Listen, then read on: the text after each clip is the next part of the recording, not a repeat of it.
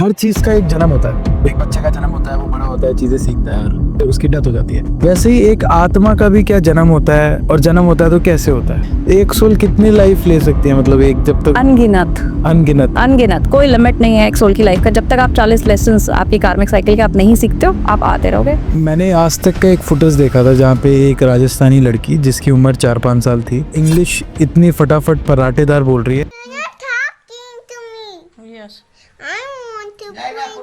और उसका एक्सेंट भी इंग्लिश का ऐसा है जैसे वो।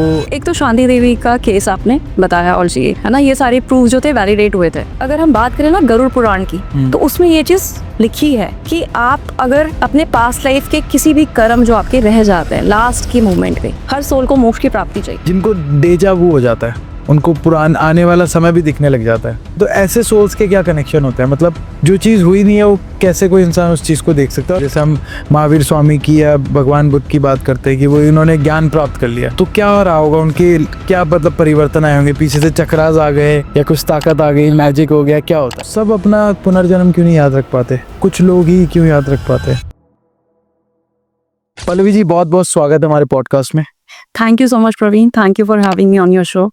आज मैं कोशिश करूंगा आपके साथ मिलके कि हम एक ऐसे टॉपिक को डिस्कस करें जिसके बारे में लोगों ने सुना तो बहुत है लेकिन समझ कुछ नहीं आता। मतलब लोग हमेशा, उनके सारे लॉजिक्स फेल हो जाते हैं उस जगह पे। पुनर्जन्म कैसे होता है, पास्ट लाइफ लोग कैसे देख पाते हैं, और क्या पास्ट लाइफ भी लोगों की प्रेजेंट पे असर डालते हैं। क्योंकि जब भी पुनर्जन्म के केसेस सुनते हैं तो यही मेरे खुद के दिमाग में यही आता है कि ऐसा कैसे हो सकता है, किसी को अपना पुराना जन्म याद है।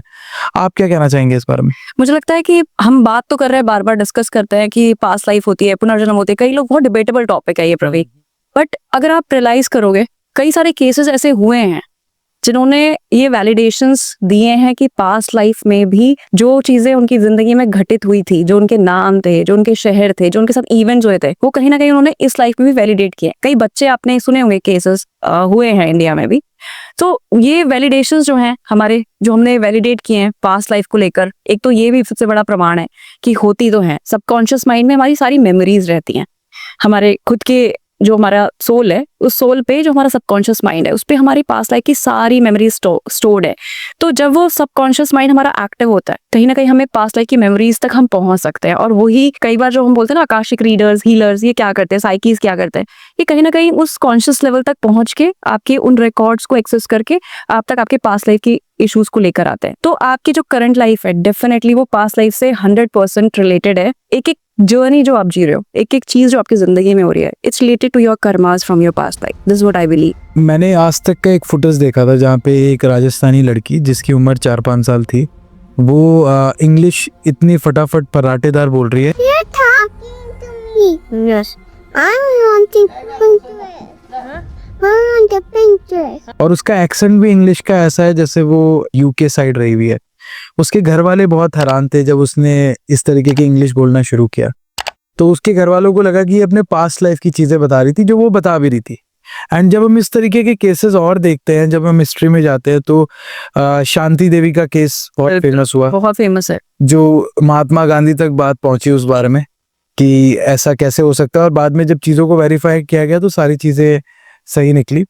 तो ऐसे में आप, क्योंकि एज अ हीलर काम कर रही हैं, आपके पास बहुत सारे लोग आते हैं, तो कुछ केसेस आपने अगर कोई पढ़े हो, उनके बारे में अगर आप लोगों को बताना चाहे जो पास्ट लाइफ से रिलेटेड है एंड विद प्रूफ के साथ है, मतलब हम कुछ अपने तरफ से नहीं बोल रहे, तो आप क्या बताना चाहें। ओके, एक तो शांति देवी का केस आपने बताया और ये है ना, ये सारे प्रूफ जो थे वैलिडेट हुए थे, जिसमें हमने बोला महात्मा गांधी जी ने देखा था। एक ऐसे ही केस और था रविशंकर जी के नाम से, बरेली के थे वो। और उन्होंने ये, जब वो पैदा हुए थे 3-4 साल के थे, तो उन्होंने ये बोलना शुरू किया था कि मेरे वाइफ का नाम ये है, मेरे बच्चे का नाम ये है, और मेरी एक शॉप हुआ करती थी बरेली में, और मेरे को मारा है किसी ने पीछे लूट के दौरान शॉप में। तो जब ये हुआ है, आई थिंक 1950s का केस है ये। तो इस दौरान जब वैलिडेशन किया गया इस केस पे, और इसका रिसर्च पे पूरी बुक पे लिखा हुआ भी है, एक डॉक्टर इवान करके हैं, डॉक्टर इयान स्टीवेंस है, उन्होंने पूरे रिसर्च पे अपनी बुक पे भी ये केस रिसर्च करके लिखा है, और जिसमें सारी चीज वैलिडेट हुई। जब वहां गए, उस लोकेशन में गए, तो बताया गया कि हाँ, जब उस बच्चे का बर्थ जिस टाइम पे हुआ था, उससे 1 साल पहले ही उस लड़के की डेथ हो गई थी, और वो लूट के दौरान ही हुई थी। उसकी शॉप में कोई लूट रहा था और शॉप में डेथ हो गई थी, पीछे से गोली मारी थी। अब जब इस लाइफ टाइम में उस बच्चे को देखा गया ना, तो उसके बैक में बर्थ मार्क था, सिर्फ वहीं पे जहाँ पे वो गोली लगी थी। अच्छा। और एक एक चीज वैलिडेट हुई, वाइफ का नाम वैलिडेट हुआ, बच्चे जो थे वो वैलिडेट हुए, उसकी शॉप वैलिडेट हुई, किस तरह से उसको डेथ हुआ था वो भी वैलिडेशन पूरा हुआ है। और इसका रिसर्च हमने एक बुक पे लिखा हुआ है, डॉक्टर इयान स्टीवंस है, उन्होंने यहाँ पे ऑलमोस्ट इंडिया में 2500 से ज्यादा केसेस रिसर्च किए। ये ऑथर है जो आप इवांस, ये बात कर- रिसर्चर है जिन्होंने पास्ट लाइफ्स पे रिसर्च किया हुआ है और काफी डॉक्यूमेंटेड बुक्स हैं इनके नाम। ठीक है, आप मुझे बताइए ये पुनर्जन्म काम कैसे करता है? ये कहाँ से शुरुआत हो रही है? इसका लॉजिक क्या है? लोग इसको कैसे समझे? क्योंकि एज अ लेमन मुझे तो नहीं समझ आ रहा है ये हो कैसा रहा है कि एक इंसान पुनर्जन्म की चीजें बता रहा है, और साइंस तो पुनर्जन्म पे बिलीव भी नहीं करती। तो what do you have to say about it? देखो, साइंस के वे में अगर हम देखेंगे तो थोड़ा डिबेटेबल तो है, बिकॉज अभी तक कुछ चीजें प्रमाणित नहीं हुई हैं। एग्जैक्टली। ठीक है, रिसर्च ही हो रही है, और ये जो मैंने आपको बताया कि केसेस है, लेकिन जैसे आपने डिस्कस किया कि वो लड़की इंग्लिश बोल रही थी, हाँ। 4 साल की बच्ची है। एग्जैक्टली। नाउ अगर हम लॉजिकली सोचें, छोड़ देते हैं साइंस, छोड़ देते हैं स्पिरिचुअलिटी, अगर हम लॉजिक से सोचते हैं, दिमाग से चलते हैं, कैसे उस बच्चे को इंग्लिश आती है? उसके पेरेंट्स को तो नहीं आ रही है। सही है। इट्स अ लैंग्वेज जो उसे कहीं ना कहीं पर उसके सबकॉन्शियस माइंड का हिस्सा है, जो जैसे ही वो बड़ी हो रही है उसको याद आ रही है वो चीज़। सही है।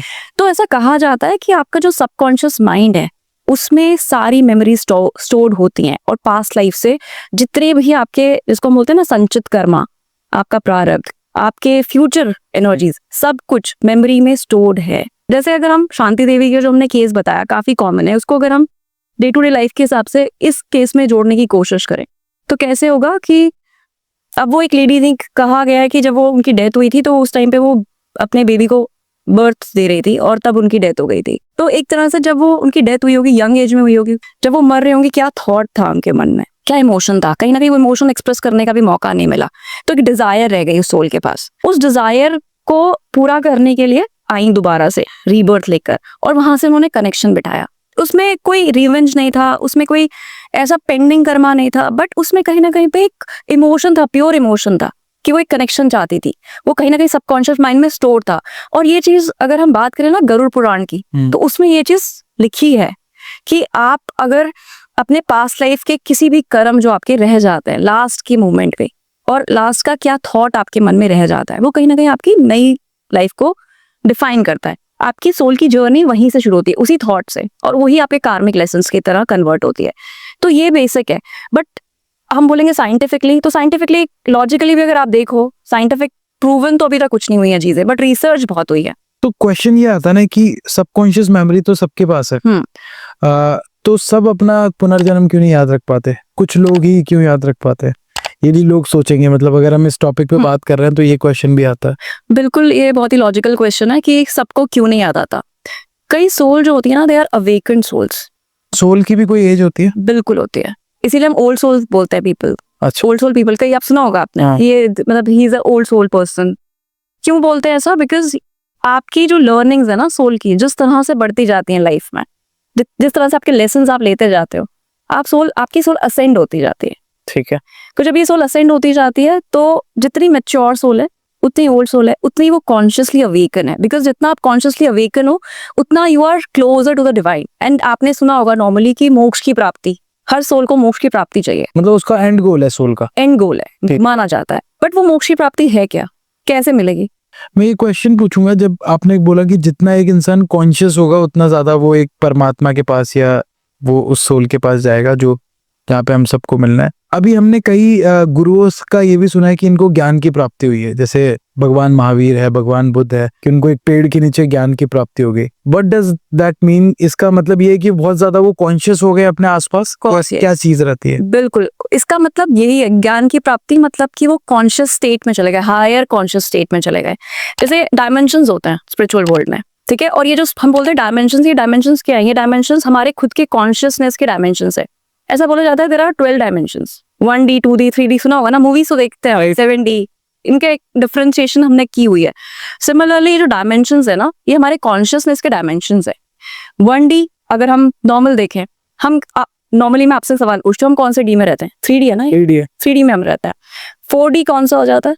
कॉन्शियस। अभी हम क्या है, 3D में है, तो हमारा जो स्टेट ऑफ माइंड है ना, वो हमारा 3D में भी हो सकता है, वो 2D में भी हो सकता है, 1D में भी हो सकता है, कि बिल्कुल ही आपको कुछ अवेयरनेस ही नहीं है कुछ चीजों के बारे में, ठीक है, you are completely numb consciously. आप, कई लोग होते हैं ना जो इतना कुछ गलत करते रहते हैं, पर उनको लगता है उनकी जिंदगी में उन्होंने तो कुछ गलत किया ही नहीं। मतलब एक सब बट- इंसान जिसमें बिल्कुल बेसिक नॉलेज नहीं है कि क्या हो रहा है हाँ, क्या नहीं हो रहा है, वो जो मर्जी कर देता है, वो तो aware- वो मतलब बिल्कुल अवेयरनेस के निचले स्तर पे है, आप ऐसा कह रहे हैं। बिल्कुल। और जब हम 3D में हैं तो हमारा नॉर्मल जो हम कॉन्वर्सेशन कर रहे हैं, हम बैठे हैं 3D में ना, जो हम सपनों में जाते हैं, सोते हैं, तो एस्ट्रल ट्रैवल करते हैं, वो तो हर कोई करता है, सपने तो जनरली सब देखता है, वो हमारा 4D लेवल है। अच्छा। ना 5D लेवल हम बोलते हैं जब हम किसी से हम अनकंडीशनल प्यार करते हैं, जो एम्पैथेटिक लोग होते हैं ना, जैसे उनका कौन- माँ और बेटे का है, माँ या बच्चे का। माँ या बच्चे का भी, कई बार तो माँ बच्चों में भी तो कुछ ना कुछ होता है ना ऐसा कि कुछ डिजायर्स होती है एक दूसरे के प्रति, किस तरह की कि ये बड़ा होगा तो मेरी सेवा करेगा, या बच्चे को रहता है कि मम्मी है मेरी, ये मेरे लिए खाना टाइम पे देंगी, या मुझे ये समझेंगी प्यार से, कुछ ना कुछ एक्सपेक्टेशंस तो हमारी होती हैं। बट जब when there is unconditional love, like you are, suppose आपका किसी से आपका कुछ लेना देना ही नहीं है, फॉर एग्जाम्पल कोई, आजकल बहुत कॉमन टॉपिक है ये, लोग स्ट्रे डॉग्स को किस तरह से ट्रीट करते हैं ना। अब आप देखोगे ये एक बहुत बड़ा डिबेटेबल टॉपिक है, कई लोग बोलते हैं कि हमें बिल्कुल पसंद नहीं है डॉग्स, और क्यों ऐसे लोग सपोर्ट करते हैं। बट आप सोचो, जो इंसान आपको कुछ दे नहीं रहा है, जो डॉग आपको, स्ट्रे डॉग तो उस इंसान को कोई नहीं दे रहा जो उसका सपोर्ट कर रहा है, प्यार कर रहा है उसको, कहीं ना कहीं वो कॉन्शियसली अवेकन है, वो बेटर तरीके से ग्रो कर रही है उसकी सोल, बिकॉज वो अनकंडीशनल प्यार उसको भी कर रहा है, वो डॉग उसको अनकंडीशनल प्यार कर रहा है। तो कहीं ना कहीं जब हम अनकंडीशनल लव के स्टेट तक पहुंचते हैं तो हम 5D तक जाते हैं। ठीक है। सिमिलरली जब हम इससे थोड़ा सा मेडिटेट करेंगे और ज्यादा हम अपनी ब्रीदिंग एक्सरसाइज पे फोकस करेंगे, हम और अपने आप को स्थिरता लेकर आएंगे अपने अंदर, तो हम 6D तक जा सकते हैं। और 6D तक हम बोलते हैं हम आकाशिक रिकॉर्ड एक्सेस कर सकते हैं। अच्छा। तो ये आकाशिक रिकॉर्ड्स एक्सेस करने का भी क्या तरीका है, वो हमारे कॉन्शियसनेस की स्टेट है, तो everyone can achieve it. Akashic पे मैं व्यूअर्स को कहूंगा, अभी हम बहुत डिटेल डिस्कशन करेंगे, बट जितना मैं आपकी बात से समझ पा रहा हूँ, एक इंसान जितना ज्यादा अवेयर है अपने को लेके, अपने आसपास को लेके, उतना ज्यादा वो हायर कॉन्शियस तक पहुंचेगा। बिल्कुल। और उसी को हम कहते हैं कि भाई जिनको ज्ञान प्राप्त हो गया, मतलब वो अपने कॉन्शियसनेस के एकदम टॉप स्टेज टॉप स्टेट में पहुंच गए, वो 5 हो सकता है, वो 9D तक पहुंच गए। वहां तो पे जब एकदम इंसान stable टॉप ज्ञान- पे पहुंच जाता है तो उसको क्या होता है, मतलब उसको क्या फील होता है, या उसको क्या ऐसा दिखाई देता है जो नॉर्मल लोगों को नहीं दिखाई देता। जैसे हम महावीर स्वामी की या भगवान बुद्ध की बात करते हैं कि वो इन्होंने ज्ञान प्राप्त कर लिया, तो क्या हो रहा होगा उनके, क्या मतलब परिवर्तन आए होंगे, पीछे से चक्रास आ गए या कुछ ताकत आ गई, मैजिक हो गया, क्या होता है? मुझे जो समझ में आता है वो ये है कि उनके पास उनके सारे डाउनलोड्स आ जाते हैं, पास्ट लाइफ रिलेटेड सारे। तो जो भी क्या है ना, हर सोल हर लेवल पे आप जिंदगी में आपने पहली बार जन्म लिया एक सोल ने, ठीक है, इमेच्योर सोल है, उसने कुछ तो सीखा होगा, उसमें सीखा होगा, कुछ सीखा होगा, कुछ लेसन्स तो लिए, ये लॉजिकल है, ये लॉजिकल है ना। हाँ। फिर नेक्स्ट बर्थ लिया होगा, उसमें भी कुछ सीखा होगा उसने। तो ऐसे सीखते सीखते जब ओल्ड सोल्स हो जाते हैं ना, काफी लेसन्स हो जाते हैं। तो मैंने आपको बोला सब कुछ हमारे सबकॉन्शियस माइंड में है, वो मेमोरी में है। तो जब आप उस लेवल तक पहुंच गए कि आप हाई लेवल ऑफ कॉन्शियसनेस तक आप पहुंच जाते हो ना, आपको सारी लर्निंग्स, सारे लेसन्स सब याद आ जाते हैं। तो now you have a power of all these years, all these lifes. अब आपके पास वो सब ज्ञान है, इसीलिए उनको सारे ज्ञान की प्राप्ति हो गई। एक जन्म में तो कोई सारा ज्ञान ले ही नहीं सकता, सही है, बिल्कुल सही। प्रैक्टिकल है। लेकिन हर जन्म में जो ज्ञान आपने लिया है ना, वो कॉन्शियस स्टेट से, सबकॉन्शियस स्टेट से आपके कॉन्शियस स्टेट में आ गया, वो ज्ञान की प्राप्ति हो गई। अब आपको सब कुछ पता है, आपको एक सोल के बारे में देखकर आप बता सकते हो कि इसका, क्योंकि आप इतने अवेकन हो चुके हो, तो you will have all the clarity about the other soul, you have all the clarity about yourself, because you have become one to the divine, and that divine is a universal source. उसके पास सब कुछ है, logical, कि भाई हर जन्म में जो सीखा आपने वो आपको याद आ गया, दैट इज ब्रह्म ज्ञान की प्राप्ति। अच्छा, ठीक है। और जैसे आपको ब्रह्म ज्ञान की प्राप्ति होती है, आप एक तो हो ही जाते हो ना यूनिवर्स के साथ, क्योंकि आपकी सोल अंतरात्मा जो है ना, वही तो यूनिवर्सल एनर्जी से जुड़ी हुई है। राइट राइट, बिल्कुल बिल्कुल सही है ये, मतलब मुझे लॉजिकल भी लग रहा है और व्यूअर्स समझ रहे हैं, उनको भी लग रहा होगा। एक क्वेश्चन और आ रहा है, जब हम इन स्पिरिचुअल टॉपिक पे बात कर ही रहे हैं, हर चीज का एक जन्म होता है, एक बच्चे का जन्म होता है, वो बड़ा होता है, चीजें सीखता है और फिर उसकी डेथ हो जाती है। वैसे ही एक आत्मा का भी क्या जन्म होता है, और जन्म होता है तो कैसे होता है, ये भी एक क्वेश्चन हो सकता है लोगों का। आत्मा का जन्म तो हमारा, जो आत्मा का जन्म है, वो आत्मा का जन्म तो हमारे, हम ह्यूमन एक्सपीरियंस लेने इस 3D में आते हैं ना, एज अ सोल। अगर बोलते हैं कि आत्मा तो अमर है, हाँ, आत्मा अमर अजर है। हाँ, क्यों बोलते हैं आत्मा अमर है? बिकॉज यूनिवर्सल एनर्जी, जिसको हम डिवाइन गॉड बोलते हैं, या हम बोलते हैं कि शिव तत्व, हाईएस्ट फॉर्म ऑफ एनर्जी, जो लोग भगवान को नहीं मानते या जो लोग बिल्कुल ये मानते हैं कि चलो उसको हम बोलेंगे हायर फॉर्म ऑफ एनर्जी, वहां से निकले है ना सारी एनर्जी, राइट, कण की तरह निकले हम। तो वो एक कण एक सोल बन के आया है। अब वो सोल 3D पे आ रही है अपने एक्सपीरियंसेस को लेने के लिए कहीं ना कहीं पे, तो आपका बर्थ एक सोल का कैसे हो रहा है, वो तो आप आ रहे हो एक डिवाइन सोर्स से निकल के, जिसने सबको बनाया। जिसने सबको बनाया। ठीक है। बट आप as a spiritual soul you are coming here in this 3D world to have this human experiences. So आपका birth इस दुनिया में, इस 3D में as a human ही तो हो रहा है, वो तो आप soul ही अंदर से, but as a human आप आ रहे हो अपने experiences देने। इसीलिए बोलते हैं कि every soul is spiritual because उसका source एक ही है, हम सब एक है। सुनते हैं ना ये बहुत common topics, बहुत common language, हम बचपन से सुनते हैं कि हम सब एक ही हैं, भगवान एक है, हम एक हैं। हम एक कैसे हैं? हम एक इसीलिए हैं क्योंकि हम आए एक ही सोर्स से। तो इसी तरह से सोल जो है वो यहाँ आ रही है 3D में, अपना जन्म ले रही है, उसकी लाइफ साइकिल शुरू होती है, कुछ डिजायर्स रह जाती हैं, उसको कुछ लेसन रह जाते हैं, कुछ पेंडिंग कर्मा रह जाते हैं, तो नेक्स्ट लाइफ में फिर आती है उनको रिजॉल्व करने के लिए, फिर आते हैं हम दोबारा से वही लेसन सीखने के लिए, और एक एक लेसन को सीखने के लिए कई कई जन्म ले लेते हैं हम। तो जैसे ये अगर हम बात माने कि एक सोल के पास अपनी एक चॉइस होती है कि वो क्या कर रहा है इस जन्म में, उस हिसाब से वो अपने कर्म बनाता है और उस हिसाब से मतलब चीजें होती है। तो कई सोल्स जो है बहुत अमीर पैदा होती है, बहुत अबंडेंस में पैदा होती है। अभी जो अंबानी के घर में बच्चा पैदा होगा उसको कोई चीज़ की कमी नहीं है। कहीं पे कुछ सोल्स होती है जिनकी बिल्कुल कमी में पैदा है, कुछ भी नहीं है। क्या सिर्फ कर्मों के बेसिस पे डिसाइड होता है कि एक सोल कहाँ पैदा होगी, या और भी कुछ रीजंस हो सकता है? कर्मों के बेसिस पे तो डेफिनेटली यस, क्योंकि हमारे पुराण में भी लिखा है और वेदों में भी ये चीज लिखी है। वेद में सबसे ज्यादा एक्सप्लेनेशन है इस चीज कि हमारे कर्मों के बेसिस में ही हमारा पुनर्जन्म डिसाइड होता है। ठीक है, कर्म और हमारे संस्कार तो डेफिनेटली वो तो है, बट हमारे लाइफ के लेसन्स क्या है, लेसन्स के बेसिस में भी आपको जन्म डिसाइड होता है। अगर आपके कर्म बहुत अच्छे हैं पास्ट के, ठीक है, और आपको सीखना है क्या कि आप मेहनत करनी सीखनी है, आपने स्ट्रगल सीखना है आपने अपनी लाइफ में, तो आप जरूरी नहीं आप ऐसे जन्म में जाओगे जहाँ पे आपके पास सब कुछ आपको स्पून फीडिंग की तरह मिलेगा। जैसे आपने अंबानी जी की बात करी अभी, आप हो सकता है कोई ऐसी फैमिली अपने लिए चूज करो जहाँ पे आपको स्ट्रगल करना पड़ेगा। तो आपने चूज किया है, अपने एक सोल ने चूज किया है कि मुझे स्ट्रगल सीखना है, तो मैं उस जन्म में उस घर में पैदा हूँ जहाँ स्ट्रगल है। जहाँ स्ट्रगल है, तो क्योंकि ये आपका सोल कॉन्ट्रैक्ट, और आपका सोल कॉन्ट्रैक्ट आप खुद लिखते हो। ये सोल की जो जर्नी है हमारी जिंदगी में जो एक एक चीजें घटित हो रही हैं, ये हमने खुद चूज की है हमारे लिए, ये लेसन चूज किए हैं। कोई इंसान स्ट्रगल क्यों चूज करेगा अपने लिए? क्योंकि अगेन उसको अपने 40 लेसन्स, कार्मिक साइकिल्स में हमारे बोलते हैं 40 लेसन्स होते हैं, उन 40 लेसन्स को जब तक आप पूरी तरह से नहीं सीख जाते, you can't be one with the divine. अगर आपको मोक्ष अटेन करना है, को वहां तक जाना है, तो कहीं ना कहीं आपको अपने सारे लेसन्स चैप्टर्स पूरे करने हैं। तो एज अ ह्यूमन तो हम बोल देते हैं क्योंकि हम ईगो बेस्ड हैं, हमें मजा आ रहा है ना जिंदगी को जीने में। अगर मैं लग्जरियस जिंदगी गुजार रही हूँ, मुझे सब कुछ बहुत अच्छा लग रहा है, तो मुझे क्यों चाहिए मोक्ष? मेरे लिए वही मोक्ष है ना। बट ये कहाँ से आता है? ये हमारी ईगो बेस्ड है, ये हमारी ईगो है कि वी आर सेटिस्फाइड। तो जो सोल सेटिस्फाइड है, सेटिस्फैक्शन में रहेगी ना, वो कभी एसेंड नहीं होती, इवॉल्व नहीं होती। तो कहीं ना कहीं पे जब हम ये डिसाइड करते हैं अपने लाइफ के लेसन्स को, और खासतौर पे तब वो सोल्स डिसाइड करती है अपने लिए स्ट्रॉन्ग लेसन्स और पेन, जब हम ओल्ड सोल होते हैं, जब हम मोक्ष के और अटेन के पास होते हैं। तो जितना ज्यादा हम डिवाइन के करीब हैं, हमें जल्दी है और वहां तक पहुंचने की, क्योंकि हमने कई जन्म ले लिए। अब ये जो हम चीजें बोल रहे हैं ना कि हमें कंफर्ट है सब कुछ, ये हम ऑलरेडी भोग चुके हैं। अच्छा, ये हम सब देख चुके हैं। अच्छा। अब आप सोचो ना कि अंबानी जी का ही अपने एग्जाम्पल दिया, अगर उनके घर पे सब कुछ कंफर्ट है, पूरे टाइम उनके घर पे चलो बहुत सिंपल है, एसी चल रहा है हाँ। पूरे टाइम। एक गरीब के पास एसी नहीं है, उसमें वो एक्सपीरियंस ही नहीं है, उसके पास पंखा भी नहीं है, उसके पास लाइट भी नहीं है। बट एक बच्चा या कोई भी एक ऐसा इंसान जिसने कभी पंखा भी नहीं देखा, उसको एसी मिल जाए, वो देखेगा अरे तो एसी लगा है, लेकिन नहीं एक्सपीरियंस होगा उसके लिए वही मोक्ष है कुछ टाइम के लिए। सही है।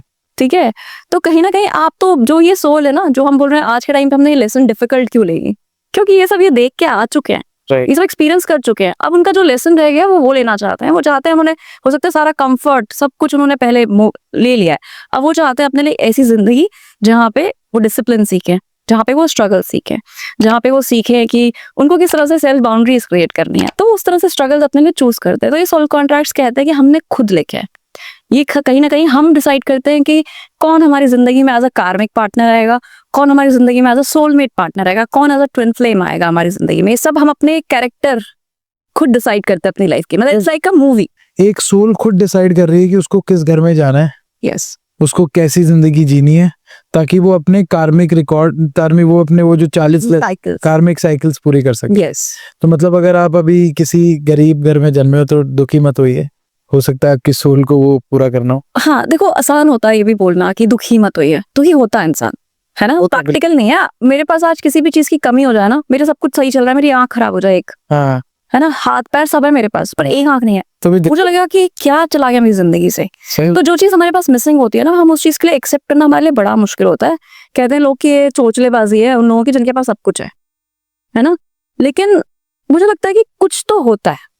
आप यूनिवर्स ना बैलेंस जरूर बिठाता है प्रवीण। यूनिवर्स कभी भी आपको ना प्रताड़ित इस तरह से नहीं करता कि आपके पास कभी कुछ रहे ही ना। जैसे आपने बोला कि अंबानी जी के घर का, क्योंकि वापस से वो एग्जाम्पल आ रहा मैं दे रही हूँ कि अंबानी जी के घर में एक बच्चा पैदा हुआ, आपको क्या पता उस बच्चे के पास पैसा और मटेरियलिस्टिक चीज तो बहुत है, हमें तो वो दिख रही है बिकॉज हमारे पास नहीं है ना वो, तो हम चीज वो नोटिस करते हैं जो हमारे पास नहीं है, जनरली हमारा ध्यान वहां जाता है। बट आपको क्या पता कि what internally they are going through, right. What kind of pain that kid will go through, you don't know, you don't know. पैसे से हेल्थ नहीं आती है। पैसे से हेल्थ नहीं आती और आप एग्जाम्पल देख ही रहे हो, है ना, एक है हेल्थ इश्यूज है वहां पे, आपने देखा है, ओबेसिटी है, इट्स अनंत अंबानी, हाँ है ना, अनंत अंबानी का हम एग्जाम्पल लेते हैं, हेल्थ इश्यूज है वहां पे, दिखते हैं ना वो। आपको लगता है कि वो इजी है टू एक्सेप्ट इट, आपको लगता है कि वो चीज कभी आज नहीं की करेगी, दुनिया इतनी मटेरियलिस्टिक है, उनको लगता है पैसा है तो सब कुछ है। बट ऐसा होता नहीं है। ऐसा होता है। वो सोल को पता है ना, वो उस इंसान को पता है जो उस जगह पे है। हम जज करते हैं लोगों को कि ये क्यों, वो क्यों, ये स्पिरिचुअलिटी का नाम ले रहे हैं और ये कर तो ये रहे हैं, वो कर रहे हैं। कई कमेंट आप सुनोगे लोगों के नेगेटिव कमेंट्स, बट ये नेगेटिव कमेंट्स कहीं ना कहीं इंसान अपने एनवियस और अपनी चीजों की वजह से बता रहा है। अदरवाइज आप देखोगे कि प्रॉब्लम किसकी लाइफ में नहीं है, चाहे वो अंबानी हो, चाहे वो एक बच्चा हो बिल्कुल गरीब का, जिंदगी में दुख तकलीफ परेशानियां हर चीज आपके पास है। ऐसा कोई नहीं है जो पूरी तरह से सुखी है। मैंने तो ऐसे भी क्लाइंट्स देखे हैं अपने जो बोलते हैं हमारे पास सब कुछ है, still we feel something is missing. क्या मिसिंग है हमें नहीं पता, होता है ना कई बार, कई देखे होंगे आपने ऐसे। नहीं वो है, मतलब लोगों को अपनी थाली में कम लगता है, दूसरों की थाली में हमेशा ज्यादा ही लगता है। ज्यादा ही लगता है। तो ये चीज है। और जो हम बोल रहे हैं स्ट्रगल्स की, कि सोल स्ट्रगल्स क्यों ले रही है, सोल स्ट्रगल्स इसीलिए अपने लिए चूज कर रही है बिकॉज उनको अपना चीजें, अपनी लाइफ असेंड होना है, उनको आगे बढ़ना है, उनको एक तरह से इवॉल्व होना है। जब एक सोल तकलीफ झेल रही होती है, आपने बताया कि कहीं ना कहीं उसकी खुद की डिसीजन है, उसको अपना एक सबक पूरा करना है लाइफ में, ये एक नॉर्मल सोल की बात होगी। और जब हम बात करते हैं कि उसने ज्ञान प्राप्त कर लिया, मतलब जैसे जब हम महावीर स्वामी या गौतम बुद्धा की बात करते हैं, तो इसका मतलब ये हो गया कि उस सोल को अपने पुराने जो उसने सीखा है वो सारी चीजें उसको याद आ गई। बिल्कुल। तो उसका आगे का जो डिसीजंस होंगे वो और बेटर होंगे और कॉन्शियस होके होंगे, यही हम कह सकते हैं। बिल्कुल। कई सोल्स ऐसी होती है, मतलब एक क्वेश्चन भी हमारे पास आया है, जिनको डेजा वू हो जाता है, उनको पुराना आने वाला समय भी दिखने लग जाता है।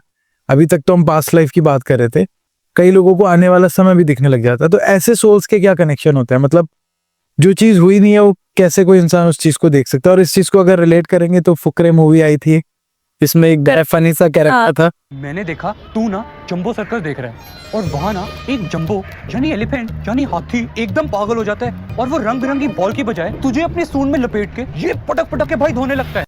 उसको आगे की चीजें क्या दिखने लग जाती, उसका मैं भूल गई हूँ, आई थिंक उसका नाम उसको याद नहीं मुझे, लेकिन मुझे वरुण शर्मा जो मेन एक्टर था उन्होंने प्ले किया था। ऐसी चीजें भी होती है, मतलब बंदा कैसे आगे की चीजें देख सकता है। ओके, सो डेजा वू बेसिकली, जिसमें वो बोलता है डेजा वू, बट डेजा वू ऐसा कहते हैं कि ये चीज ऑलरेडी हो रखी है, कुछ ऐसा हुआ है, वो डेजा वू है। फ्यूचर देखना डेजा वू, फ्यूचर देखना विजन्स हैं वो, it's not like deja vu, it's like अगर आप क्लेयरवॉइंट हो, if your third eye is open, अगर आप मेडिटेशन लेवल पे 6D तक पहुंच चुके हो, 5D 6D तक आप जा चुके हो, तो आप कई बार इंट्यूटिवली बहुत हाई हो जाते हो। ये कहीं ना कहीं कई लोगों को बाय बर्थ मिलता है। लोग बोलते हैं बाय बर्थ मिल रहा है क्योंकि उनके चार्ट्स में भी कई बार ऐसे कॉम्बिनेशंस होते हैं, पर बाय बर्थ कैसे मिलता है, बिकॉज कहीं ना कहीं पे आपने वो स्पिरिचुअल वर्क पहले किया होता है पिछले जन्म में। अच्छा, तो ऐसा कहा जाता है, भागवत में लिखा है, ये हमारे सारे जो स्क्रिप्चर्स है ना उनमें सब कुछ मेंशन है, जो इंपॉर्टेंट चीजें हैं जो हमें नॉर्मल तरीके से हम कनेक्ट कर सकते हैं, कि हमारी जो स्पिरिचुअल पावर्स होती हैं, हमारी जो स्पिरिचुअल नॉलेज होती है, वही हमारा असली धन है। स्पिरिचुअल पावर्स क्या होती है? स्पिरिचुअल पावर्स होती हैं कि अगर जो मैंने स्पिरिचुअल वर्क किया इस एक जन्म में, जैसे मैंने अगर मंत्र उच्चारण, फॉर एक सिंपल एग्जांपल, अगर मैंने 108 माला जप ली किसी मंत्र उच्चारण की, वो मेरा स्पिरिचुअल वर्क है। उस स्पिरिचुअल वर्क करके, कुछ मेडिटेशन करके, कुछ मैनिफेस्टेशंस करके मैंने अपने लिए कोई पावर अटेन कर ली, कोई सिद्धि अटेन कर ली, या अपना इंट्यूटिवनेस बढ़ा दी, जैसे मैंने बोला हायर लेवल ऑफ कॉन्शियसनेस आपने बढ़ा दिया मेडिटेशन करके, कुछ प्रेयर्स करके, कुछ रिचुअल्स करके, प्रैक्टिसेस करके, डेडिकेटेडली, तो आपके पास एक स्पिरिचुअल गिफ्ट हो गया। जैसे फॉर एग्जांपल एक क्लेयरवॉइंट है, क्लेयर ऑडियंस भी बोलते हैं, कई लोगों को कुछ चीजें सुनाई देती है, मीडियमशिप में होते हैं लोग, जो लोग आत्माओं से बात कर लेते हैं। तो ये जो प्रैक्टिसेस है, कई बार किसी को बाय बर्थ मिलती है, बाय बर्थ ऐसे नहीं मिलती, वो उसने पहले उस पर मेहनत की हुई है, तो वो स्पिरिचुअल गिफ्ट वो लेकर आ गया है बाय बर्थ इस लाइफ टाइम में। और कुछ लोग होते हैं जो इस लाइफ टाइम में मेहनत करके उसको बढ़ाते हैं, अपने साइकिक गिफ्ट्स को, अपने स्पिरिचुअल गिफ्ट्स को। फॉर एग्जाम्पल, आप टैरो रीडर हो, आपने एक टैरो रीडिंग सीख ली ना, वो टैरो रीडिंग आपने अभी सीखी ना, स्पिरिचुअल ही गिफ्ट है वो भी, आपने सीखा, सीख के भी आप सीख सकते हो। बट नाउ कोई एक ऐसा इंसान होगा जिसकी इंट्यूटिव पावर इतनी अच्छी होंगी कि वो क्लियरवॉइंट है, वो आगे आने वाला भविष्य एक नॉर्मल बेसिक टैरो रीडर से 10 गुना ज्यादा बेटर बता हाँ, देगा। कई लोग होते हैं जो कहते हैं अगर तू ऐसा करेगा तो तेरा ये होगा, ये होगा, और वो हो भी जाता है, वो हो भी जाता है कई बार। हो जाता है। तो वो जो पावर्स हैं वो हमारी स्पिरिचुअल गिफ्ट्स हैं, वो स्पिरिचुअल गिफ्ट हमने अटेन किए हैं, अच्छा, हमने खुद अटेन किए हैं, हमने मेडिटेशन करके हमने सिद्धियां प्राप्त करी, हमने पूजा पाठ किया है, जो भी हमारा स्पिरिचुअल पाथ था हमने उसको फॉलो किया और तब हमने वो अटेन किया है। तो हम मुफ्त में किसी को नहीं मिलती। तो ये जो डेजा वो होता है, ये मतलब जो मूवीज में जिस हिसाब से दिखाते हैं वो थोड़ा एंटरटेनिंग हो गया। हाँ, एडिट नहीं हो गया। बेसिकली डेजा वो कि बोलते हैं कि ऐसा पैरेलल वर्ल्ड्स है हमारे, अच्छा, जैसे डायमेंशंस है ना, multi universe, multi dimension world में और सो गया। तो टाइमलाइन भी सेफ चलती है वहां पे, है ना। तो बोलते हैं कि वो जो चीज अभी हो रही है ना, आपको दिख रही है, वो थोड़ी देर पहले कहीं और हुई है, और आप कहीं और भी थे एज अ सोल, अच्छा, उस डायमेंशन में भी थे। मतलब अगर मैं साइंटिफिक बात करूं तो मैंने कुछ चीजें पढ़ी है इसमें, जैसे हबल टेलीस्कोप जिसने यूनिवर्स को नापा है, तो जितना ऑब्जर्वेबल यूनिवर्स हम देख पाए हैं उसमें बिलियंस ऑफ अर्थ जैसे प्लैनेट है। ये तो मतलब फैक्ट है। उसके आगे हम नहीं देख पाए हैं क्योंकि साइंटिस्ट ऐसा कहते हैं कि जिस पॉइंट से यूनिवर्स स्टार्ट हुआ था उससे वो बढ़ता ही जा रहा है, मतलब अभी रुका नहीं है। जितना हमें इतना दिख रहा है, तो मतलब ऐसा नहीं कि इतना ही है, आगे भी बहुत सारा होगा। बिल्कुल, तो मल्टी डायमेंशन पॉसिबिलिटीज हो सकती है, मल्टी डायमेंशंस। लेकिन अब सोल के केस में क्या है, ये कोई साइंटिफिक रिसर्च नहीं है, ये तो हमें पर जो सुनी सुनाई बात है वो ये है कि अक्स है आपका एक, वो आपका कई जगह पे है, ठीक है, ट्विन सोल है आपका, वो कई डायमेंशंस में, और वहां उसके साथ कुछ हुआ तो कई बार आप कॉन्शियसली एनर्जेटिकली उससे कनेक्ट कर गए और वो चीज आपको लगा कि ये तो मेरे साथ हो रखा है पहले। अच्छा, तो उसके साथ हुआ है वो। अच्छा, तो उसको डेजा वू लोग, उसको डेजा वू कहते हैं। एक सोल कितनी लाइफ ले सकती है, मतलब एक जब तक अनगिनत, कोई लिमिट नहीं है एक सोल की लाइफ का। जब तक आप 40 लेसन्स आपकी कार्मिक साइकिल के आप नहीं सीखते हो, आप आते रहोगे, अनगिनत लाइफ टाइम। और एक सोल ने एक ही जन्म में सारे लेसन सीख लिए फिर? बहुत मुश्किल है, बहुत मुश्किल, इम्पॉसिबल है, कोई नहीं सीख पाता। तो आप मुझे बताइए ये 40 लेसन्स होते कौन से हैं, मतलब अगर एक व्यूअर जानना चाहे, मतलब कई लोगों को ये भी क्यूरियोसिटी हो रही होगी कि मैं इसी जन्म में 40 पूरे कर लूं, डायरेक्ट निकल जाऊं यहाँ से, ये प्रॉब्लम मिल रहा है यार, तो क्या हो सकते हैं? अच्छा, ओके, तो 40 लेसन कुछ मैं एग्जांपल देके समझा दे रही हूँ। हर एक चीज, हमारा emotions can be an lesson for us. जैसे एंगर, अपने एंगर पे कंट्रोल करना, एंगर लेसन। डिसिप्लिन लाइफ, ठीक है, जीना, वो एक लेसन है। अबंडेंट लाइफ जीना कैन बी अ लेसन। आपको फाइनेंशियल स्टेबिलिटी सीख करना और पैसे की वैल्यू करना can be a lesson. Clear boundary set करना can be a lesson. Self respect maintain करना कैन बी अ लेसन। ठीक है, अपने इम्पल्सिवनेस पे, एंगर पे कंट्रोल करना कैन बी अ लेसन। ठीक है, किसी को सेल्फलेसली प्यार करना can be a lesson. Forgiveness can be a lesson. ठीक है, किसी को अनकंडीशनल लव तो मैंने बता ही दिया, फॉरगिवनेस हो गया। और हम बोलेंगे किसी को पावर पे आना, अपनी अथॉरिटी पे आना, अथॉरिटेटिव होना भी कई बार किसी के लिए लेसन हो सकता है, क्योंकि हो सकता है उसने पास्ट लाइफ में इतनी प्रताड़ना होना चाहिए हो, इसको अपनी पावर अटेन करनी है, पावर गेन करनी है, तो that can also be lesson. तो ये कुछ इस तरह से लेसन है हमारे कार्मिक साइकिल के। मतलब अगर किसी को एंगर इश्यूज है और उसको एंगर कंट्रोल करना सीखना है, तो वो कैसे घर पे अपना जन्म लेगा, वो सोल जहाँ पे उसको बहुत ज्यादा एंगर आता है और उसको कंट्रोल करना सीखे, ऐसा? ओके, हर कार्मिक लेसन के 2 पहलू होते हैं। जैसे अगर किसी को ये सीखना है कि इसने पास्ट लाइफ में गुस्से में शायद हो सकता है अपनी फैमिली डिस्ट्रॉय कर दी, कैन भी ना, होता है कई बार गुस्से में इंसान, अब देखा ना हमने कई केसेस होता है, स्टैप कर दिया, फैमिली को मार दिया गुस्से में आके, है ना, सपोज कोई किसी ने ऐसा कर दिया, तो अब इसको अपना गुस्सा कंट्रोल करना सीखना है। तो जनरली ऐसी फैमिली में पैदा होगा जिसमें पेरेंट्स जो होंगे बिल्कुल ही इमोशनली अनअवेलेबल होंगे, मतलब वो पेरेंट्स ही गुस्से वाले होंगे, पेरेंट्स ही गुस्से वाले हैं बिल्कुल ही, और इसको कोई भाव ही नहीं मिल रहा है वहां पे, तो उसने वो पेरेंट्स चूज कर लिए, तो इसको, और या फिर ऐसे होंगे इरिटेटिंग पेरेंट्स होते हैं ना, नैगिंग पेरेंट्स, हर चीज में नागिंग। तो उसको रियलाइज होगा कि ज्यादा गुस्सा करने का मतलब क्या होता है। हाँ, तो वो पहले वो उस इमोशन को, क्योंकि कोई भी चीज सीखनी है पहले हमें वहां तक जाना तो पड़ेगा, उसको फील तो करना पड़ेगा, तो पहले यूनिवर्स फील कराता है, तो अग्रेशन, एंगर, उसके अंदर फ्रस्ट्रेशन बढ़ती जाएगी। फिर वो कहीं ना कहीं ऐसे लोग उसकी लाइफ में आते रहेंगे जो उसको गुस्सा ही दिला रहे हैं, नॉर्मल लाइफ में भी। नाउ कुछ नुकसान होने शुरू होंगे, छोटे छोटे होंगे पहले, कि पहले आपने गुस्से में पैसे फाड़ दिए। एग्जाम्पल, गुस्सा आया, आपने कहीं कोई सामान फेंक दिया, आपने अपना फोन तोड़ दिया, छोटा नुकसान। ऐसे भी लोग होते हैं जो पैसे फाड़ देते हैं गुस्से में, गुस्से में कई बार फेंक देते हैं लोग, अपना फोन नहीं तोड़ देते लोग, फोन ऑन तोड़ देते। कि पैसे गुस्से में फाड़ देते हैं लोग। हाँ होंगे, कई होंगे, आप अगर होंगे कोई तो आपको व्यूअर्स को बोलिए, कमेंट सेक्शन में डालेंगे गुस्से में इंसान गुस्सा। तो इतने वीडियो में पैसा सेव करने की बात बोलता हूँ। चलो पैसा हटा दो तो फोन तो तोड़ते हैं, हाँ फोन तोड़ सकते, अग्रेशन में, हाँ गुस्से में कुछ भी फेंक कुछ भी फेंक देते हैं, टीवी तोड़ दिया, फोन तोड़ दिया, कुछ भी कर दिया गुस्से में आकर, है ना। कई बार हड्डियां तोड़ देते हैं, वो सूट देते हैं, वो तो कोई तोड़ देते है हैं। ना? आप सही है, वो गुस्सा है तो उससे कुछ ना कुछ आपका भी तो नुकसान हुआ है। सही है, सही। अब हो सकता है वो पैसे से आपने ईएमआई में लोन लिया था, वो फोन लिया था आपने, आईफोन, और ईएमआई चल रही थी आपके, अब आपने वो देते जा रहे हो, आप उसको मेहनत कर रहे हो। अब आपको फिर उस बीच में क्या हुआ, पैसे से भी स्ट्रगल करा दिया यूनिवर्स ने, तूने तोड़ा था ना, हाँ ले अब तेरी ईएमआई भी बंद, अब तू मांग रहा है 2-10 से, तो रियलाइजेशन यूनिवर्स दे रहा है आपको, रियलाइजेशन उस एक पर्टिकुलर पॉइंट में, राइट। ठीक है।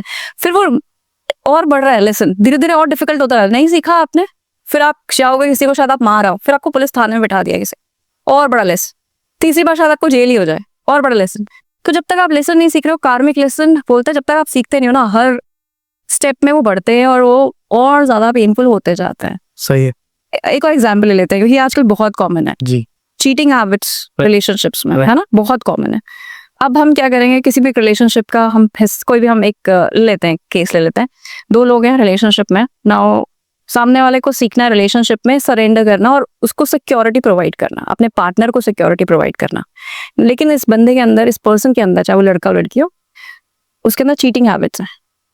सीखना क्या है, उसको अपने पार्टनर की रिस्पेक्ट और पार्टनर अपनी फैमिली को सिक्योर करना सीखना है।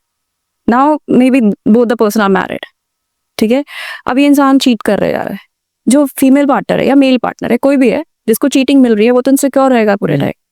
कार्मिक साइकिल कैसी हो रही है, ये चीट कर रहा है, सामने वाला चीटिंग ले रहा है, ठीक है। दोनों में से कोई भी हो सकता है, जो इंसान चीटिंग है उसका भी तो कोई कार्मिक साइकिल होगी ना, क्योंकि हर सोल की तो अलग अलग है यार। सोल वर्ल्ड में एक चीज बहुत अच्छी और है कि हर सोल डिटेल्ड है, अलग अलग है, सबकी कार्मिक साइकिल अलग है। तो उस लड़की की भी कोई होगी, उस लड़के की भी कोई होगी, हो सकता है उसको सेल्फ बाउंड्री सीखनी हो, उसको हो सकता है इंडिपेंडेंट सीखनी हो, क्योंकि पूरी तरह से फाइनेंशियल डिपेंडेंट हो उस पर्सन, हाँ सही है ना, सही। या उसको अपने लिए आवाज उठानी सीखनी हो, उसको अपनी सेल्फ रिस्पेक्ट सीखनी हो। तो जब तक दोनों एक कार्मिक बैलेंस में नहीं आएंगे, इधर ये अपना लेसन नहीं ले लेती, वो अपना लेसन नहीं लेता, तब तक ये चीजें इसी पैटर्न में चलती रहेंगी। अब ये जो इंसान है जो चीटिंग वो बार बार बोल रहा है कि मुझे चाहिए तो कोर में फैमिली, क्योंकि ऐसे लोगों का जो ट्रॉमा होता है ना, कोर, वो वही चीज चाहता है जो वो रिजेक्ट करता है। ये हमारा शैडो है जो पास्ट लाइफ से आया है।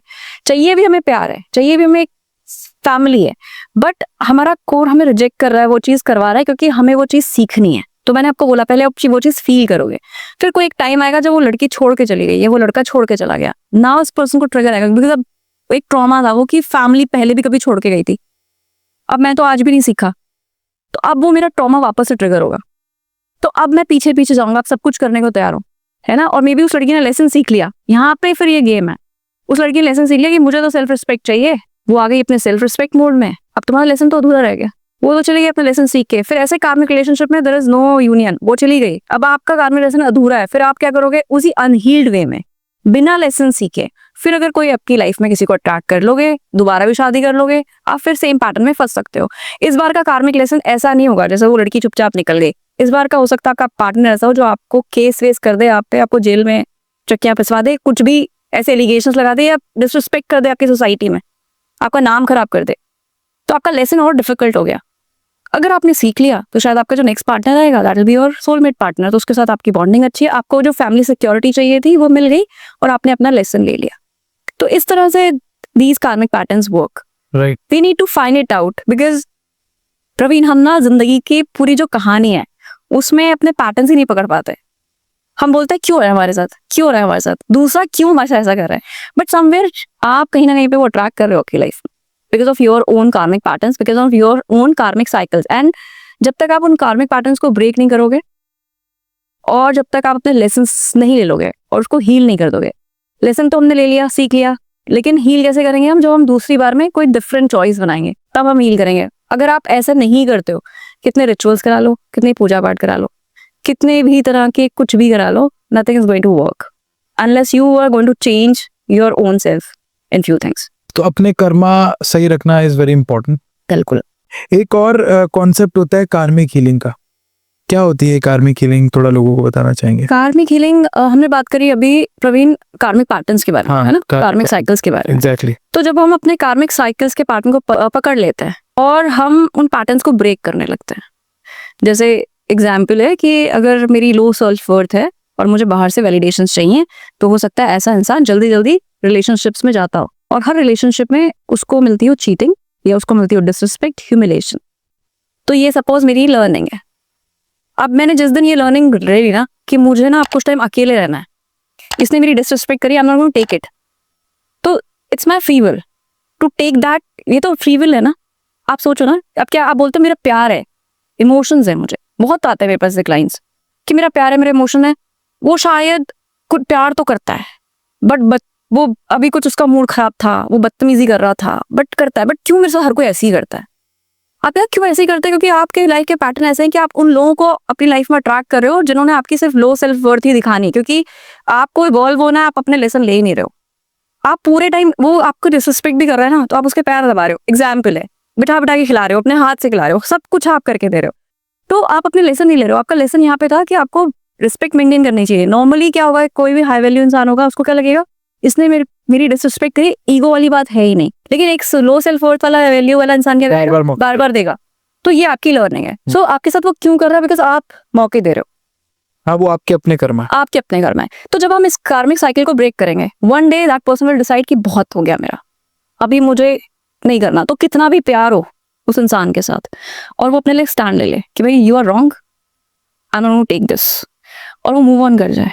उस मूव ऑन करते हुए देखो पेन बहुत होगा, क्योंकि प्यार है, इमोशनल अटैचमेंट्स हैं, होते हैं, बहुत पेन होगा, बहुत दर्द होगा, आप बहुत मूड स्विंग से अप एंड डाउन से गुजरोगे, खुद को गिल्ट में डालोगे, उसका एंगर फील करोगे। लेकिन जब आप उस पैटर्न को ब्रेक करके खुद को हील करोगे ना इस जर्नी के बाद, और तब हील होने के बाद आपको पता है कि now this is right for me, this is wrong for me, trust me, you will start attracting the people जो सही होंगे, क्योंकि आपकी वाइब्रेशन उस लेवल पे पहुंच जाएंगी।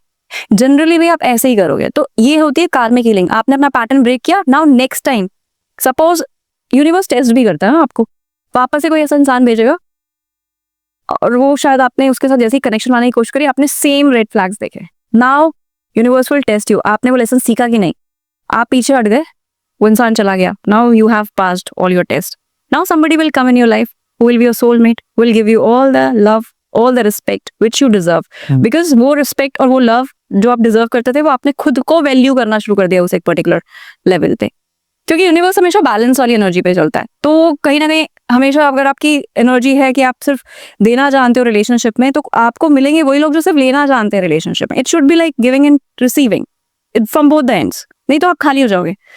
ठीक है, तो जैसे आप ये कार्मिक पैटर्न्स को ब्रेक करते हो, जब आप उस पैटर्न को ब्रेक करके अपने चॉइसेस अलग बनानी शुरू करते हो, दैट इज वेयर कार्मिक हीलिंग स्टार्ट हैपनिंग। ये है हमारा कार्मिक हीलिंग का कॉन्सेप्ट। ठीक है। तो क्या कुछ इसमें ऐसा भी होता है कि कई बंदे अपनी कार्मिक साइकिल में फंस जाते हैं, ऐसा कुछ भी होता है? हाँ, जैसे मैंने एग्जाम्पल दिया, ये फंसा हुआ ही है ना। हाँ, जो हाँ, ये फंसा हुआ एग्जाम्पल है। जैसे फंस गया, वो नहीं निकल पा रहा है उस कारण से, फाइनेंसेस के तौर पे आपने देखा होगा कई लोग बहुत मेहनत करते रहते हैं, राइट, बट रिजल्ट नहीं मिल रहे। 10 काम भी शुरू करते हैं कई लोग, रिजल्ट नहीं मिल रहे। Maybe your soul path is something different, you are doing some repeated mistake, और मे बी हो सकता है आप डिसिप्लिन नहीं हो अपने काम में, या आप कंसिस्टेंट नहीं हो अपने काम में। So you need to learn it. आप कितना पैसा लगा लो, कितना टाइम लगा लो, फिर आप बोलोगे कि मेरा काम नहीं हो रहा है, मेरे को मिल नहीं रहा है, मेरा बैड लक है। क्या पता आपको कॉन्फिडेंस सीखना था, आपने काम ले लिया, ऐसा आपको बोलने में कॉन्फिडेंस नहीं है, और आपने कोई ऐसा काम ले लिया जिसमें आपको कन्विंस करना है दूसरे। एग्जैक्टली, हाँ, ठीक है। फिर आपने कोई ऐसा काम पकड़ लिया जिसमें आपकी स्किल ने आप बहुत, आपके अंदर अकाउंटेबिलिटी बहुत अच्छी, आप अकाउंट से बहुत अच्छे नहीं हो, बट आपने कोई अकाउंटिंग रिलेटेड कोई काम कर लिया। तो ये जो पैटर्न्स आपने बना लिया जिसमें आप बार बार काम छोड़ रहे हो, काम चल नहीं रहा है, या तो आपकी स्किल आपने गलत चूज कर लिया, वो भी कार्मिक पैटर्न है, या आपने अपने डिसिप्लिन लाइफ जीनी ही नहीं है, आप आलस में बैठे हो कि हाँ चलो हो जाएगा, शाम को करेंगे, तो शाम को क्लाइंट चिल्ला रहा है आपके ऊपर, तो आपका फिर वो काम खराब हो रहा है ना, आपकी रेपो खराब हो रही है। तो ये कार्मिक पैटर्न है, ये फंसते हैं लोग इस तरह के कार्मिक पैटर्न्स में, पर ब्रेक कर सकते हैं कर्मा से, अपने प्रेजेंट कर्मा से उतनी फ्री विल रहती है। Yes, of course. आप आकाशिक रिकॉर्ड भी करते हैं ना? हाँ, आकाशिक क्या होता है, मतलब आकाशिक रिकॉर्ड थोड़ा लोगों को बताएं। ओके, सो हम पास्ट लाइफ्स की बहुत सारी बातें कर रहे हैं, है ना, हम कार्मिक साइकिल्स की बातें कर रहे हैं, राइट। आकाशिक रिकॉर्ड्स एक ऐसे लाइब्रेरी है जो हम देख नहीं सकते आंखों से, कॉन्शियस लेवल पे जाकर उसको एक्सेस कर सकते हैं। इट्स अ इनविजिबल फोर्स है वो, और उसमें हमारा सारा डेटा फिल है। कौन मतलब आप कह रहे हो पास्ट देखने लोगों का, this is past present and future also. Akash record में फ्यूचर एनर्जीज भी आप देख सकते हो। कैसे होता है? मतलब आपने अगर इस चीज को सीखा है तो पहले तो कहाँ से सीखा है और कोई कैसे सीख सकता है? और एग्जैक्टली मतलब ये सुनने में तो बड़ा फैसिनेटिंग लग रहा है कि आप पास्ट देख सकते हो, फ्यूचर देख सकते हो, लेकिन जब आप किसी क्लाइंट का पास्ट देखते हो तो उसको यकीन कैसे दिलाते हो कि भाई मैं तेरा ही पास्ट देख रहा हूँ? ऐसा तो अगर जैसे मेरे जैसा इंसान जो हर चीज पे क्वेश्चन करता है तो वो ये भी कह देगा कि मुझे कैसे पता आपने मेरा पास्ट देखा है। तो एक यकीन कैसे दिलाते हो आप? यकीन कैसे दिलाते हैं? ओके, यकीन दिलाते हैं हम जब हम सामने वाले को कुछ ऐसी चीजें बताते हैं, रियलिस्टिक एग्जांपल भी दूंगी, बट कुछ ऐसा बता दिया जाए जब वो चीज उसने कभी किसी से डिस्कस ही नहीं करी, तो उसमें लगता है कि कैसे पता आपको। पहला क्वेश्चन ये आता है कि हाँ, एग्जाम्पल देती हूँ। अभी रिसेंट आई थिंक 4-5 मंथ्स पहले एक लड़की ने कनेक्ट किया था and she was very emotionally unhappy, बहुत दुखी थी, क्योंकि जैसे कॉल में मैंने ज्वाइन किया उसने मुझसे बोला कि मेरे पास सब कुछ है, I have my mother, I have my father, शादी हो गई है, बच्चे हैं, बट मुझे ऐसा लगता है मुझे कोई इमोशनल सपोर्ट नहीं दे रहा। तो मैंने पूछा, मैंने कहा आपको ऐसा क्यों लगता है, हाउ कैन इट पॉसिबल, सब कुछ है? कहता नहीं, मुझे अपने मदर के साथ ना पता नहीं क्यों मुझे अच्छा अटैचमेंट नहीं फील होता मदर से, मदर किस तरह से, और मेरे को ना वो ट्रॉमा मेरे मन में है, मेरे को ना चिढ़ लगती है खुद की रियल मदर के साथ? अपनी रियल मदर के साथ। कहती है मैंने कहा कि ऐसा क्या किया, पूछा मैंने, उसने बोला कुछ नहीं किया, उन्होंने कभी नहीं कुछ किया मेरे साथ, पता नहीं क्यों मुझे चिढ़ लगती है, मुझे अपनी बहन से चिढ़ लगती है, मुझे अपनी मदर से बहुत चिढ़ लगती है। तो मैंने बोला यार ये प्रॉब्लम ऐसी है कि चलो इसको देखते हैं। मैंने कहा कुछ तो भी स्ट्रॉन्ग कर्मा तुम दोनों का अटैच है which is pending your sister के, आपकी बहन के साथ, अपनी मदर के साथ, और ये कहीं ना कहीं प्रॉब्लम का कारण बनेगा फिर आगे भी, क्योंकि already she was 32-33 years old, अभी तक चीजें सही नहीं हुई थी, जिसकी वजह से उसकी करंट लाइफ का प्रेजेंट रिलेशनशिप भी इफेक्ट कर रहा था। बिकॉज कहते हैं कि जो वुंड्स हम अपने पेरेंट्स से लेकर आते हैं ना, वही वुंड्स हम कैरी करते हैं, उसी तरह के पार्टनर्स भी अट्रैक्ट करते हैं। ये भी एक अलग कंसेप्ट है, ठीक है, कार्मिक साइकिल का। तो हमने कहा चलो लेट्स एक्सेस योर आकाशिक, तो एक सेशन बुक किया, लिया उसका। तो मैंने उसको ये बोला कि where I can see your akashic के आप बोल रहे हो आपकी मदर आपको प्यार नहीं करती, बट एक्चुअली मदर तो बहुत प्यार करती है, और मदर ने पहले भी बहुत प्यार किया। ये आपके वो पेरेंट है जिन्होंने आपको अडॉप्ट किया था पिछले जन्म में। और ऑर्फन के लिए जब तक आप कुछ नहीं करोगे ना, you will always feel disconnect with your mother. And the moment I said it, and I said कि उस जन्म में जो आपकी सिस्टर है ना, आपकी ब्रदर थी, कहीं ना कहीं आपका जो सिस्टर है, जो आपका ब्रदर था पास्ट लाइफ में, वो कहीं ना कहीं पे आपका वो सारा टेंशन लेता था, बिकॉज उसके पेरेंट्स के ऑलरेडी बच्चा था, उन्होंने इसको एक्स्ट्रा अडॉप्ट किया था। अच्छा, वैसे हाँ, तो इसको हमेशा से खुद से नेग्लेक्टेड फील हुआ। नेग्लेक्टेड फील पेरेंट्स ने नहीं करवाया इसको उस लाइफ टाइम में भी, क्योंकि भाई था वो पहले से, तो भाई वॉज मोर डोमिनेटिंग, अथॉरिटेटिव, तो ब्रदर बार बार जो चीजें डिमांड करता था वो नहीं डिमांड कर पाती थी, तो वो कॉन्फिडेंस कभी उसका उस टाइम में बिल्ड नहीं हुआ, वो ट्रॉमा में रह गया। अब वो जब इस लाइफ टाइम में आई है ना, तो उसको फील हो रहा है, और उसको उस लाइफ टाइम में लग रहा है कि मैं जो मन में सोच रही हूँ ना, मेरी मदर क्यों नहीं समझ रही, भाई तो डिमांड कर दे रहा है, मांग ले रहा है, तो इसको दे रही है, बट मैं नहीं बोल पा रही हूँ, तो मुझे क्यों नहीं मिल रहा, मतलब अपने आप से म्यूचुअल अंडरस्टैंडिंग क्यों नहीं बैठा रही है मेरी तरफ, क्योंकि अब प्रॉब्लम कहाँ है, प्रॉब्लम उस सोल पे है ना, वो एक्सप्रेसिव नहीं है, उसको सीखना है इमोशनली एक्सप्रेस करना ना। इस लाइफ टाइम में भी उसके अंदर में वही प्रॉब्लम है। मदर इक्वली प्यार करती है बहन से, इससे इनफैक्ट बहन आई है एक सोलमेट की तरह उसकी लाइफ में, बहन भी पूरी कोशिश कर रही है उसको समझाने की, प्यार से रखने की, नहीं मान रही, वो इतनी अग्रेसिव हो रही है अपनी सिस्टर के साथ कि बहन एक टाइम पे बोल रही है कि मुझे तेरे साथ कनेक्शन ही नहीं करना। तो जब मैंने उसको ऑर्फन वाली बात बोली ना, she started crying. I asked her क्यों, क्योंकि 15 मिनट तो रोती रही। मैंने बोला क्यों रो रहे हो? कहती है आपको पता है बचपन से मेरे को ना, मैं ना अपने आप को विजुअलाइज करती थी कि मैं एक ऑर्फन हूँ, और मैं ऑर्फन हूँ, और मैं देख रही हूँ कि मेरे को ना मेरे को कोई प्यार नहीं कर रहा। मैं ये अपने लिए मैनिफेस्ट कर रही थी, वो आंखें बंद करके के यही इमेजिन कर रही थी, उसको पता ही नहीं क्यों। देन जब वो बड़ी हुई, कहती है मेरे को एक ही चीज मेरे मन में हमेशा से कि मुझे ऑर्फन्स के लिए कुछ करना है, पता नहीं क्या रोकता है, बट मैं करना चाहती हूँ, और मैं जाती हूँ, कभी मिलती हूँ, मुझे सबसे अच्छा वहीं फील होता है। एंड वो चीज उसने मुझसे तो नहीं शेयर करी थी, बताई नहीं थी, तो आपने वो बता दिया? मैंने वो बता दिया ना उसको। तो वो कहती है कि मेरे को, मतलब वो एकदम से, वो उसके बाद पूरे सेशन में शी केप्ट क्राइंग बिकॉज़ वो इमोशनल रिलीज उसका हो रहा था, रो रही थी। एंड शी स्टार्ट सेइंग कि आप बिल्कुल सही बोल रहे हो, अगर मैं इंसिडेंसेस याद करूं, मेरी मदर ने आज तक मेरे साथ कोई चीज गलत नहीं करी है इस लाइफ टाइम में। She keep giving me love, I keep rejecting her somehow, I don't know why.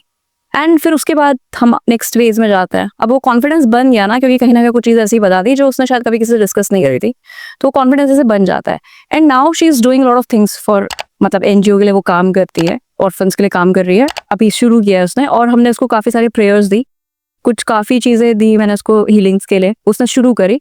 और लाइफ में अब धीरे धीरे चेंज आ रहा है, अचानक से चेंज नहीं आता। आप ये सोचेंगे कि आकाशिक रिकॉर्ड एक्सेस हो गया, सडन चेंज आएगा, सडनली नहीं आएगा। सडनली अवेकनिंग जरूर होगी, बट वो चेंजेस जो आएंगे वो ग्रेजुअली आएंगे। तो ये आकाशिक का जो प्रोसेस होता है ये आप कैसे करते हैं? इसके लिए किसी के फिजिकल मौजूद होना जरूरी है उसका, जिसका आप आकाशिक कर रहे हैं, या फोन पे ऑन कॉल हो जाए? ये कैसे होता है पूरा प्रोसेस, एक बार बताएं। फोन पे ऑन कॉल भी हो जाता है। आकाशिक रिकॉर्ड एक्सेस करने के लिए हमें बस सामने वाले की बर्थ डिटेल्स, उसकी मदर की डिटेल्स चाहिए होती है, मदर का नाम, उनकी बर्थ डिटेल्स ठीक। और डेट ऑफ बर्थ बेसिकली चाहिए, और उस पे ही हम आकाशिक रिकॉर्ड एक्सेस कर सकते हैं। खास तौर पे फिर हम ये पूछते हैं कि उसकी परमिशन है कि नहीं है, बिकॉज कोई भी हमसे कनेक्ट करेगा, हम किसी के भी आकाशिक रिकॉर्ड ऐसे चेक नहीं कर सकते, कोई भी आकाशिक रीडर नहीं करेगा, we don't have permission to access it. मैं आपके बैठ के आकाशिक रिकॉर्ड ऐसे चेक नहीं कर सकती unless you will give me the permission. और क्या चेक करना है वही सामने वाला बताएगा अच्छा, कि मेरी लाइफ का ये प्रॉब्लम है, ये एरिया आप देख कर आइए, तो हम वो area will meditate, will do some prayers, will connect with our inner self, then will connect with the energies, cosmic energies, and then we connect with their akashic record. कई बार आकाशिक रिकॉर्ड एक्सेस भी नहीं होते हैं, इक्के दुक्के case हुए हैं जिसमें एक्सेस नहीं मिला, somebody has deleted those records। कभी हुआ। Deleted that record मतलब हाँ, कहते हैं कि हम रीराइट कर सकते हैं आकाशिक रिकॉर्ड। कौन कर सकता है? अपनी खुद की सोल कर सकती है? आकाशिक हीलर्स कर सकते हैं, आप खुद की भी कर सकते हो अगर आपको नॉलेज हो गई आकाशिक रिकॉर्ड्स क्या है, किस तरह से एक्सेस करने हैं। बट रिकमेंड नहीं करती हूँ मैं, बिकॉज आपको उतनी इन डेप्थ नॉलेज नहीं है, you can do something in some wrong way also, so healer can do that for you.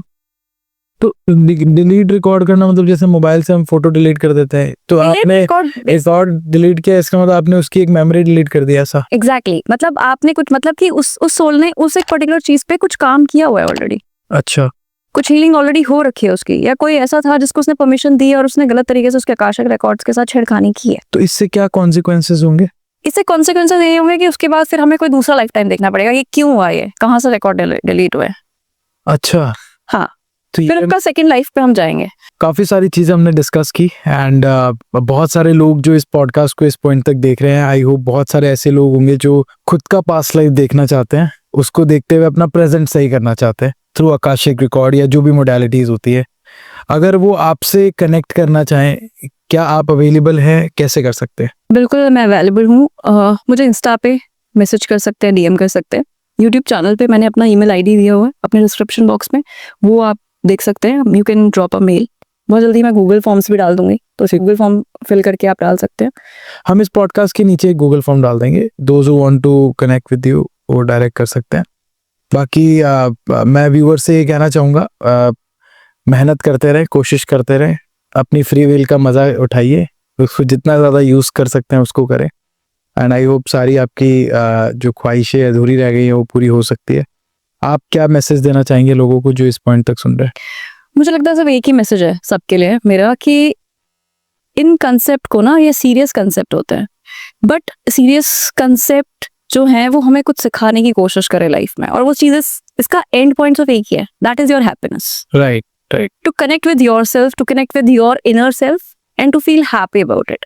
तो मुझे लगता है कि सिर्फ एक ही चीज जो मैं सबको बोलती हूँ कि अपनी ईगो और अपने इनर सेल्फ के साथ जब बैटल हो ना, don't choose your ego, always choose your inner self, because जो आपके अंतरात्मा आपको जो गाइडेंस देती है ना, जो गाइड करती है, वो हमेशा डिवाइन से मिलती है आपको guidance. And when you start following it ना, your life start becoming beautiful and you start becoming happy, healthy, and everything start following in place. So इस चीज को इतना सीरियसली ना लेकर, अगर हम कार्मिक साइकिल ये करके बहुत सीरियसली ना लेकर, अगर हम सोचें कि हम सिर्फ एक्सपीरियंस लेने आए हैं यहाँ पे लाइफ में, और हम खुद को जज करना बंद कर दें और खासतौर पे दूसरों को जज करना बंद कर दें, क्योंकि वी डोंट नो कि वो सामने वाला क्या पेन से गुजर रहा है, क्या लेकर आया है, सबके फेसेस हैं, राइट, है ना। सो हम ये करना अगर बंद कर दें और हम अपने पे फोकस करें, अपने इनर सेल्फ के साथ कनेक्ट करते रहे, I think we will be, this world will become like more beautiful, empathetic होगा, मुझे लगता है। और एक मैसेज और मैं देना चाहती हूँ आपके पॉडकास्ट के थ्रू, कि पेट्स जो डॉग्स होते हैं, स्ट्रे डॉग्स, अभी बहुत प्रताड़ना हुई है, and I have seen them through out my life. मैंने कभी नहीं देखा कि किसी डॉग ने मुझे अटैक किया हो, बट ये एक मैसेज है जो मेरी तरफ से मैं बोलना चाहती हूँ कि व्यूअर्स को, कि